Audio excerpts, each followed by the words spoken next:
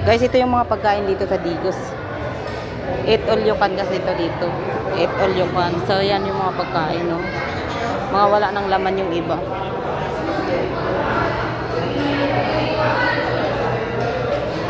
Mga wala ng...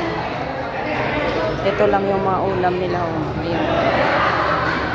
Ito yung masarap, oh. Kasi ito. Sisda, wala na rin, oh. May tilapia. Ayan, mga pinirito. Sa salad, wala nang ano, mga...